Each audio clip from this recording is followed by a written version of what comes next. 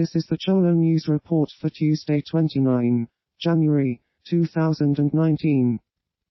The United States Justice Department files criminal charges against Chinese telecom giant Huawei and its chief financial officer Meng Wanzhou, which include bank and wire fraud, obstruction of justice, and theft of technology. It said the allegations were already the subject of a settled civil suit, in which a jury found neither damages nor willful and malicious conduct on the trade secret claim.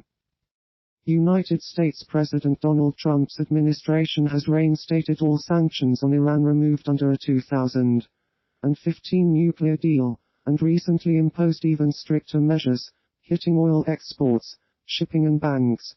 A second case alleges Huawei stole technology from T-Mobile used to test smartphone durability, as well as obstructing justice and committing wire fraud. The United States Department of the Treasury imposes sanctions on Venezuela's state-owned oil company PDVSA, which accounts for much of Venezuela's income and foreign currency. The United States has made it clear that we will consider lifting sanctions for those who take concrete, meaningful, and verifiable actions to support democratic order and combat corruption in Venezuela, including PDVSA. A variety of schemes have been designed to embezzle billions of dollars from PDVSA for the personal gain of corrupt Venezuelan officials and businessmen. Concurrent with this action, OFAC is issuing general licenses that authorize certain transactions and activities related to PDVSA and its subsidiaries within specified timeframes. Kremlin Press Secretary Dmitry Peskov denies the presence of Russian mercenaries in Venezuela, despite earlier reports that up to 100 may have been deployed to protect President Nicolas Maduro. Reports emerged earlier this week that dozens or hundreds of Russian mercenaries, who have been active in Ukraine and Syria, had been sent to protect Maduro from a possible coup attempt. On a political news show on Sunday, Kremlin spokesman Dmitry Peskov denied that Russia had sent military personnel to the country.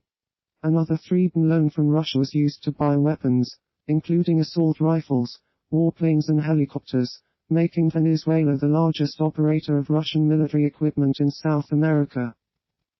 U.S. President Donald Trump accepts House Speaker Nancy Pelosi's invitation to deliver the State of the Union address on February 5. Pelosi, who stood firm and got Trump to concede to reopen the government last week without funding for his long-promised U.S. Mexico border wall, will be seated behind the president as he delivers his speech. The annual speech to a joint session of Congress had been scheduled for January 29, but Pelosi suggested to Trump that he postpone the address during the partial government shutdown. In retaliation, Trump cancelled a trip by Pelosi and other House Democrats to Afghanistan aboard military aircraft. 2 bombs at the Roman Catholic Our Lady of Mount Carmel Cathedral in Jolo, Philippines, killed 20 people, 15 civilians, and 5 soldiers, and injure 81 others. Abu Sayyaf is suspected to be behind the attack. Images from the scene showed debris and bodies lying on the street outside the Cathedral of Our Lady of Mount Carmel, which has been targeted by bombs in the past.